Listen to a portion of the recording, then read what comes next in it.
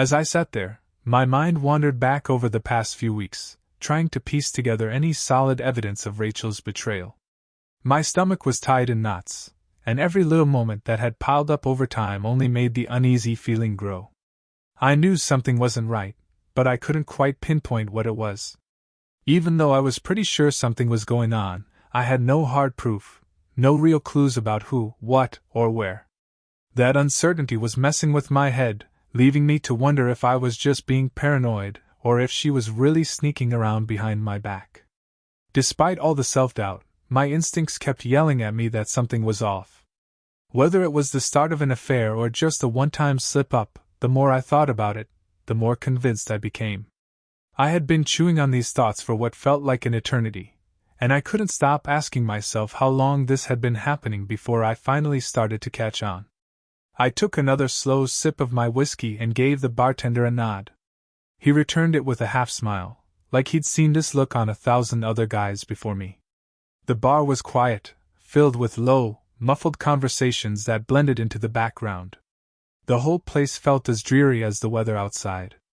Everyone around me looked lifeless, like they were just waiting for the rain to stop so they could head back home.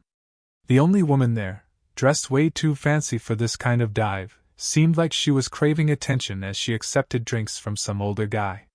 He looked hopeful, but he probably didn't even need to try that hard. She was already into him. Most of the other folks were just killing time, waiting for an excuse to leave. I was still sitting there, unsure of what to do next, when I heard a voice behind me. Turning around, I saw Emma standing there, her eyes cutting through me like she could see straight into my thoughts. When I tried to say something, no words came out. In the dim light, with her coat soaked from the rain outside, she started peeling it off, and I couldn't help but wonder why she was even here. So I asked her. She told me she was worried about me and had a feeling she'd find me at this bar. She suggested we sit down and talk. I just stared at her, trying to figure out her angle and whether I could really trust her. I needed to steady myself, so I took another swig of my drink and ordered her a vodka and soda. We waited for the bartender to move on before we picked the conversation back up. Our eyes met, both of us unsure and silently battling for control of the moment. Emma pointed out that she noticed something was weighing me down lately, like I was carrying a burden too heavy to deal with on my own. I met her gaze for a second, then quickly looked away. There was something unsaid between us, but I wasn't ready to acknowledge it. I told her everything was fine, trying to brush the whole thing off, but she didn't buy it. My heart sank when I realized no matter how much I tried to downplay it, she could see right through me. She set her glass down, laced her fingers together, and leaned in slightly. Then she dropped the bomb that made my stomach drop. She told me she knew what was going on. I played dumb, pretending I didn't know what she meant, but Emma wasn't letting it go. She suggested we move to a booth for some privacy, and even though I wasn't exactly thrilled about the idea, I went along with her. Once we were settled, I asked her what she thought she knew, trying to steer the conversation away from where it was heading. But Emma saw right through my attempt to dodge the subject. She reminded me that after all we'd been through, I couldn't lie to her. She was right. I'd known Emma since she was 17, back when I first started seeing Rachel. She was always around, and she even had a crush on me back then, but I ended up marrying her sister. As the years passed, Rachel and I got married and built what I thought was a perfect life together. We both had decent jobs, made enough money to live comfortably, and on the surface, everything seemed just fine. Meanwhile, Emma had grown into a beautiful, confident woman. By the time she hit her mid-20s, she was the kind of woman any guy would feel lucky to know, let alone be close to. But now, as I sat across from her in that bar, I couldn't shake the feeling that my marriage, coming up on its 5th anniversary, might not make it to 6. Emma, with her concerned eyes, could see the hurt I was trying so hard to keep hidden. Before I could stop myself, I felt my heart shatter as she said the words I had been dreading. She told me, straight up, that she believed Rachel was cheating on me. For a moment, my mind went completely blank, trying to process what she was saying. I didn't want to hear it, and I definitely didn't want to believe it. I figured if I didn't acknowledge it, maybe it wasn't real. Maybe if I just ignored all the signs, I could somehow avoid the pain that would come with facing the truth. Emma must have noticed the blank look on my face because she asked me if I was in shock or just trying to deny the truth. She told me she cared about me and was worried I wasn't seeing the situation clearly. Part of her hoped it was all just one big misunderstanding. But I kept brushing her off, determined to keep lying to myself. Emma's frustration finally boiled over, and her eyes flashed with anger, catching the attention of the bartender. I quickly waved him off, assuring him everything was fine, and Emma apologized for making a scene. She wasn't mad at me without reason, it was out of concern. She wanted me to open my eyes and see what was really happening. She said we needed to figure out how to handle this, and reluctantly, I agreed to listen. Emma started telling me about something that happened a few weeks ago when she was hanging out with Rachel. Apparently, Rachel got a call on her phone and walked out of the room to take it. That struck Emma as odd because, as sisters, they usually shared everything. I nodded, feeling that familiar pit of dread settle deep in my gut. Emma went on, saying that later she checked Rachel's phone and noticed there wasn't even a lock on it. The call had been from a guy named Mark, but Emma had no idea who he was. She decided to keep an eye on things to see if it happened again. After about a week, Emma figured out who Mark was, someone Rachel had known years ago, long before I came into the picture. They'd reconnected recently, probably through social media or some messaging app, and had been in contact for weeks. I told Emma I hadn't noticed anything out of the ordinary, though I had felt a growing distance between Rachel and me lately.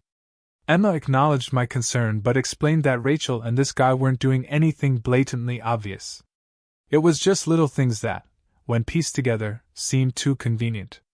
I suggested maybe it was just two old friends catching up over text, but Emma shook her head, insisting it had gone beyond that.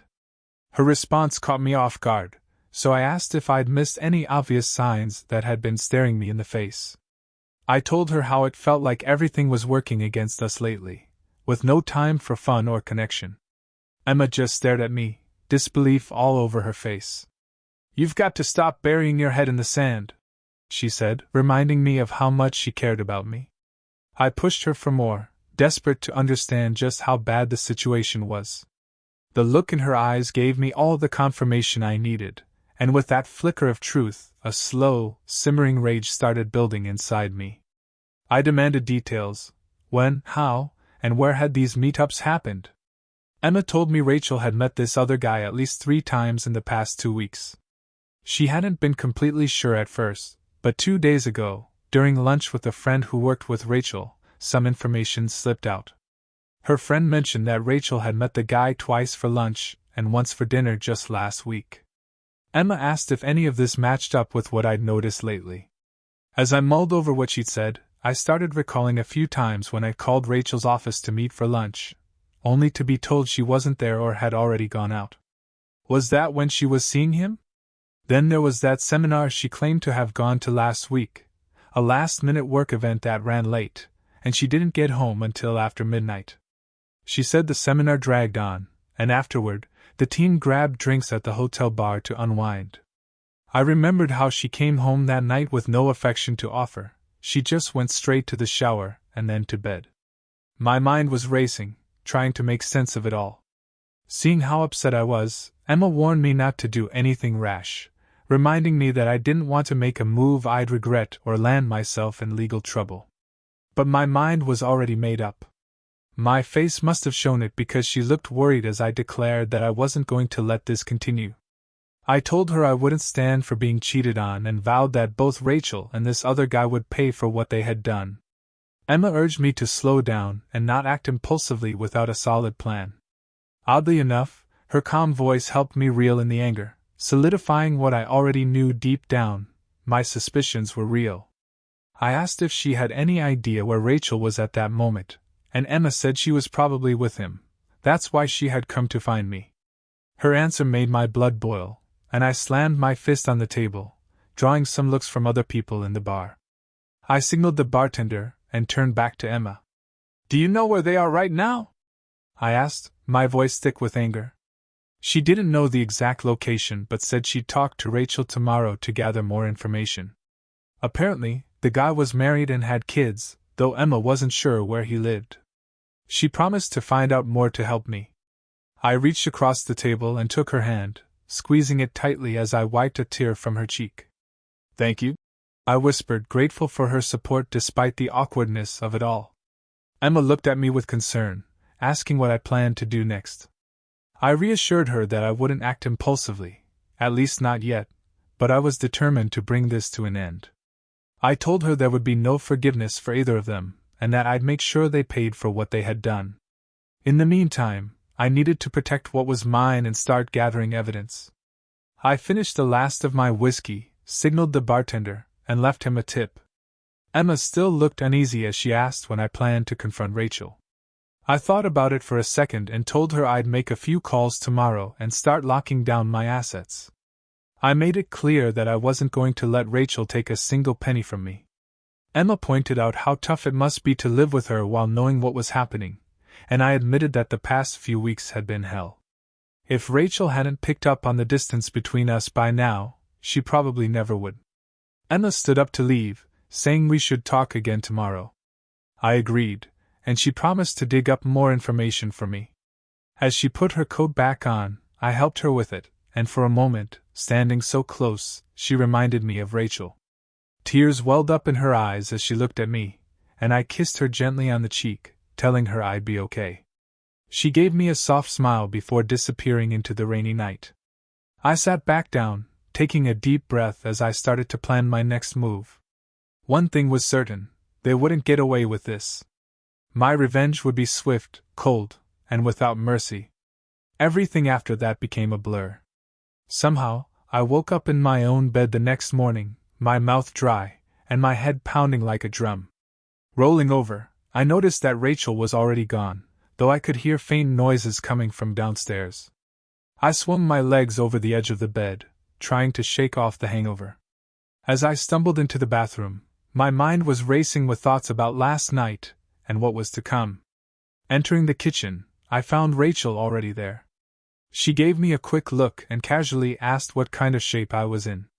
I mumbled something about meeting up with an old friend and having one too many drinks. I poured myself a glass of orange juice, downed it in one go, then poured another. She pressed me for details, asking who the friend was, and that's when I realized I needed to come up with a story. I mentioned a guy named Mike, an old college buddy who was in town for business. At the name Mike, I saw the tiniest flicker of recognition cross her face before she quickly turned away. I kept talking, telling her about the days we used to play football together in college. Rachel acted like she didn't remember him, but shrugged it off, saying it didn't matter as long as I had a good time. That was the first red flag. Sitting across from me, Rachel seemed distant, like her mind was somewhere else entirely. Casually, I brought up her evening, trying to sound uninterested but watching her closely. She said she had finished work and grabbed a quick meal and drink with some coworkers, getting home around 9:30. But I knew better. I'd been home until 10 before heading out to the bar. That was the second major sign. She continued talking about her plans for the day, mentioning she might be late again tonight. Then, almost like an afterthought, she mentioned that Mike, an old friend of hers, was supposed to get in touch. I forced a smile and suggested she invite him over so we could all catch up. She hesitated for a second before agreeing, asking if I really remembered Mike. Her voice was casual, but something felt off beneath the surface. I reassured her that I was fine and that I could handle things on my own. Meanwhile, my mind was already spinning, putting together the next steps in my plan. After finishing my juice, I popped a couple of painkillers and told her I needed to start getting ready for the day. As I walked out of the house, one thing was crystal clear: this wasn't over. Rachel and her lover had no idea what was coming for them. As I dressed, my resolve hardened. This charade had gone on long enough. The thought of her being with Mike stoked a fire of rage inside me, and with every passing minute, my need for revenge grew stronger. My anger toward him, a guy I barely even knew, burned hotter by the second. The workday was a whirlwind of chaos, constant phone calls, urgent meetings, and problems that just wouldn't quit. My secretary managed to handle some of the calls, but the important ones still fell to me. Despite the hectic pace, the tension building inside me only intensified, driven by the burning desire to get even. By mid-morning, the rush finally let up, giving me a few minutes to take care of my own business. I closed my office door and got to work on my finances. Within 15 minutes, I'd secured everything, moving money out of reach and tightening my control over our joint account. I even scheduled a meeting with a lawyer to discuss the logistics of filing for divorce. I still had a few days to gather more solid evidence, but deep down, I doubted it would even make a difference in the end. Rachel had her own accounts, but the joint one had been my main concern, and now it was locked down tight. My personal accounts were secure, and with no kids involved, the divorce would be straightforward if it came to that. I realized that the only way forward was if Rachel confessed and begged for forgiveness. If she hesitated even for a moment, it was over. The weight of that realization hit me hard, like a heavy stone in my chest. It saddened me, but there was no turning back now. I sat at my desk, reflecting on everything that had happened so far, everything I had done to protect myself. I needed more information about Mike, more proof, or maybe just knowing the truth was enough to bring them down. My phone buzzed, snapping me out of my thoughts. It was Emma. I told her I was busy with some plans but had already taken steps to secure everything on my end. She filled me in on more details about Mike Carson, including the fact that he was married. She had his home address and workplace, thanks to a friend who had spotted him with Rachel. According to Emma, things between them were escalating, even though they were trying to keep it low-key. Feeling like I finally had something concrete, I asked for all the information she had on Mike. It didn't take long to find his social media profile, and I stared at his picture for a while. His face stirred something faint and unsettling in my memory, but I couldn't quite place it. Deciding to stir the pot, I called Rachel around lunchtime. During the conversation, she mentioned she had a meeting with a client named Mr. Carson. Hearing that name felt like a slap in the face, like some kind of twisted joke. I bit down on my emotions, keeping the conversation light, though inside I was boiling with rage. Strike three, I thought to myself, knowing that swift and ruthless action was now the only way forward. After hanging up, I sat there for a moment, gripping the edge of my desk, teeth clenched in anger. I told her I'd see her later, barely able to stomach hearing her say, "I love you." My secretary walked in, offering to grab lunch from the deli down the street. Without looking up, I told her to bring me something heavy on red meat, something I could tear into. She gave me a curious look but didn't ask any questions as she closed the door behind her. She'd probably noticed my strange behavior all morning, sensing that something was simmering just beneath the surface. Meanwhile, Emma was doing her own bit of reconnaissance. She dropped by Rachel's office and spotted her stepping out of the elevator with a tall, dark-haired man, none other than Mike Carson. Emma casually approached them and asked Mike how long he had known Rachel. He was clearly caught off guard and stammered while Rachel quickly pulled him aside, claiming they had a meeting to attend. They hurried outside and jumped into a waiting cab, but not before Rachel shot a nervous glance back at Emma. Back in my office, I chewed slowly on a massive sub, savoring each bite of red meat as I mulled over my next move. Emma called to confirm that Rachel had left the office, and a quick check with her secretary revealed that she wouldn't be returning for the rest of the afternoon. My finances were locked down, and I had a locksmith on standby, ready to change the locks at a moment's notice. My lawyer was prepped and just waiting on the final details from me. Tonight would be the first step in my plan. I wasn't going to show my hand right away. I wanted to toy with them a bit before making my final move. My dad always said, "Never let M see you coming.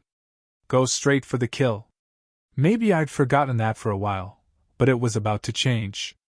That evening, Rachel came through the door looking as casual as ever, as if nothing was different. Everything seemed normal until I caught a faint whiff of men's cologne clinging to her clothes. As I leaned in to kiss her, she noticed my hesitation. Without a word, I gave her a light peck on the cheek and headed for the door. She called after me, asking if everything was okay and what my plans were for the night. I reassured her that everything was fine, then told her I had a poker game with some colleagues from work, hoping that would keep her off my back. Once I was out the door, I got into my car, grinding my teeth as I pulled out of the driveway. I headed over to Dan's place, my mind swirling with everything I had planned. Dan was an old friend, the kind of guy you could count on, no matter what. He had a rough past with the law and plenty of combat training, making him the perfect partner for what I had in mind. He hadn't hesitated when I called him earlier, no questions, just loyalty. Exactly what I needed right now. When I arrived at his place, we headed straight to his garage. I changed into dark overalls and pulled on a ski mask. We looked like a couple of silent mimes as we got into Dan's beat-up car, the kind no one would bother looking at twice. We drove across town, heading for the address Emma had given me. No words were needed, we had already gone over the plan. Dan parked outside Mike Carson's house, and we sat in silence. The house was mostly dark, except for one light on inside. Eventually, the front door opened, and Mike stepped out. He got into his car and drove off, and we followed at a safe distance. No need to rush, we knew where he was headed. At the driving range, we parked in the shadows and waited. The parking lot slowly emptied, leaving just a few cars behind. My anger simmered beneath the surface, making it hard to sit still. Every fiber of my being wanted to storm in there and confront him, but I knew it wasn't time yet. So we waited. When Mike finally made his way back to his car, Dan slipped out of our vehicle, moving with practiced stealth. Once the job was done, I quietly drove us out of the parking lot, doing my best to avoid attracting any attention. Dan peeled off his gloves and mask, commenting on how smoothly everything had gone. I thanked him sincerely, letting him know how much I appreciated his help. Dan shrugged it off, saying he still owed me and could never fully repay me for what I'd done for him in the past. I reminded him that friends always have each other's backs. At least, I added, there were no security cameras around to worry about, and his hands were clean. Satisfied with how the night had gone, we decided to head back. Dan suggested we join the guys for a poker game, saying they were probably already waiting at his place. We spent the next few hours playing cards. The mood was light, and the guys knew something was going on with me. They offered the kind of understanding that boosted my confidence for what I had coming next with Rachel. Before confronting her, though, I had some fun planned to mess with her mind. I stumbled through the front door just after 1 a.m., exaggerating how drunk I was. Dan had arranged for one of the guys to drop me off in my own car. Rachel, who had been waiting up for me, immediately started questioning why I was so late, eyeing me with suspicion. I waved off her concern, slurring a bit as I told her Dan and the guys had dropped me off after too much Jack Daniels. I barely managed to hang my jacket on the hook, missing completely, before collapsing onto the sofa. Rachel sat across from me, arms crossed, disgust clear on her face. I kept my expression blank, waiting for her to say something. It didn't take long. "What's going on with you, Eric? Is there someone else? You've been acting weird lately," she snapped. I bit back the anger surging inside me and forced a chuckle. Reminding myself to stay calm, I said, "I'm fine, just going through a rough patch. But don't worry, it'll all be over soon." My words hung in the air, leaving her confused but on edge, knowing something was off but not sure what. We went to bed, and I pretended to pass out immediately, faking sleep. It frustrated her. She seemed ready for a confrontation, but I wasn't about to give her that satisfaction just yet.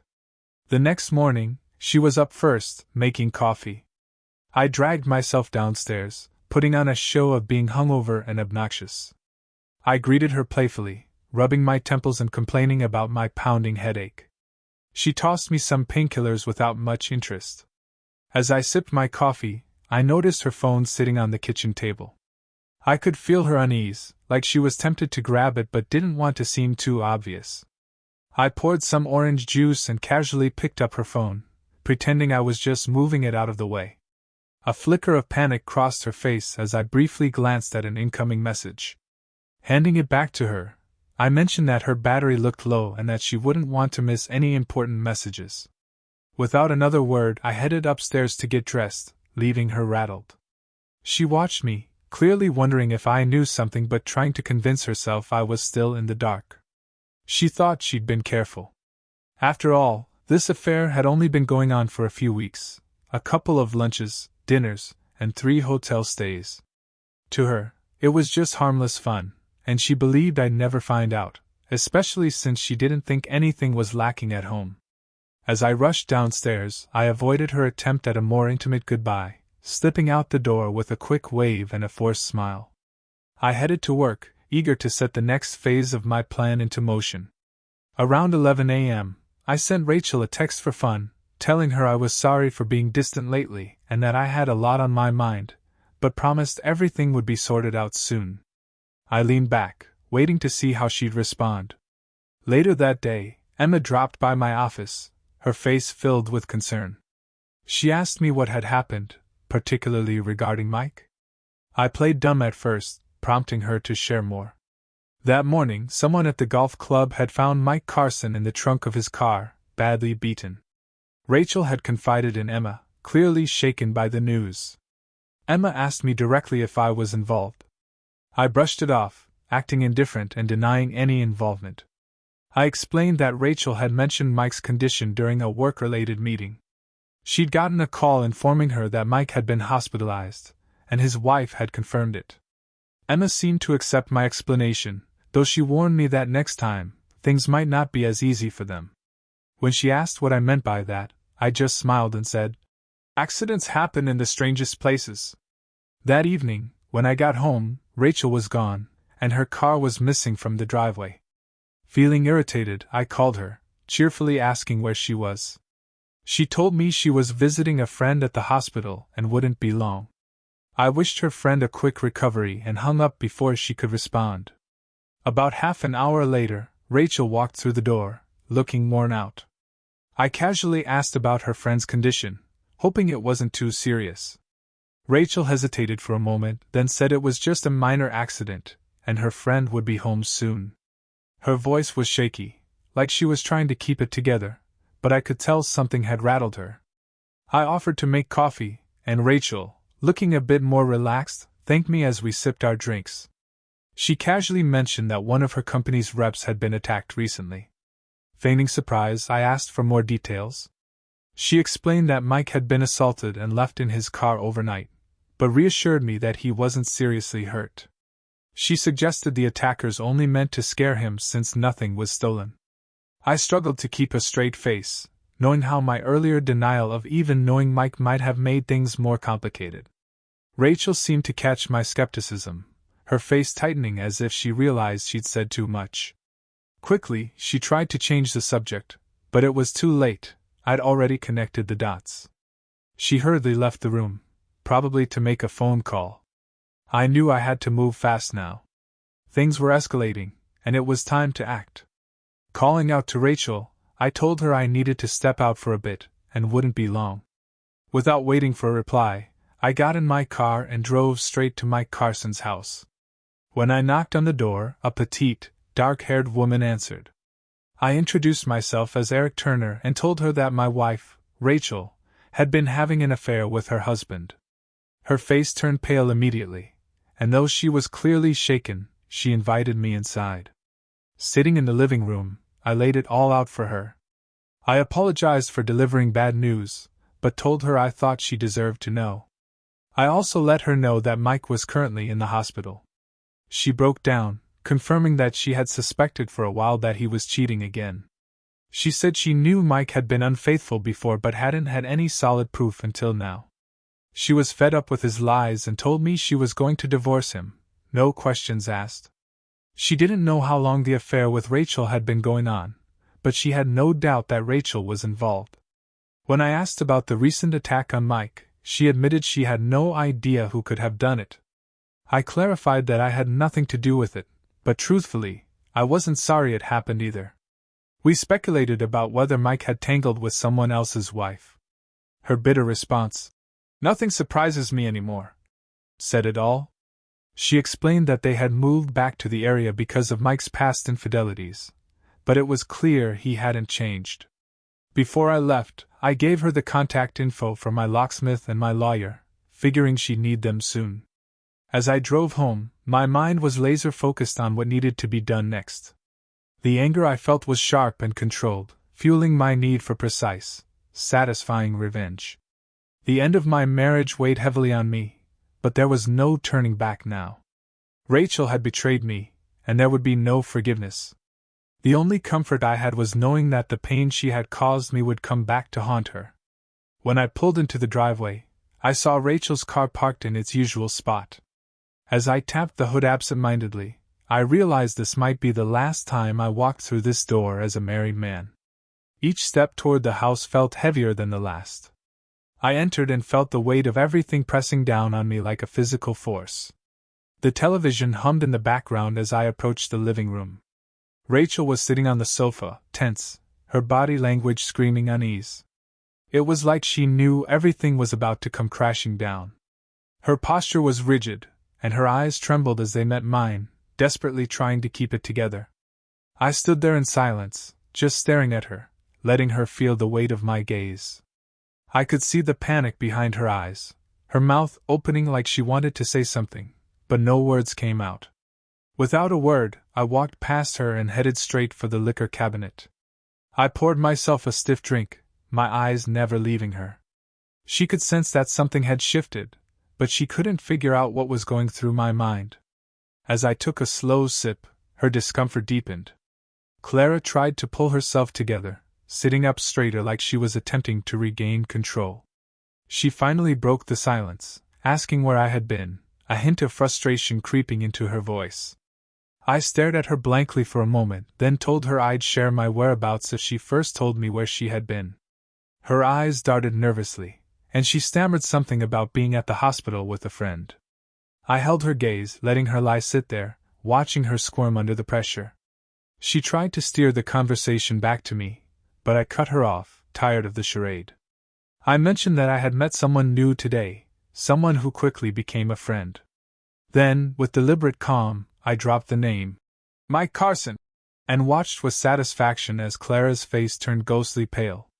I could practically see the wheels turning in her head as she tried to figure out what I knew. Feigning concern, she asked if I was okay and offered to get me another drink.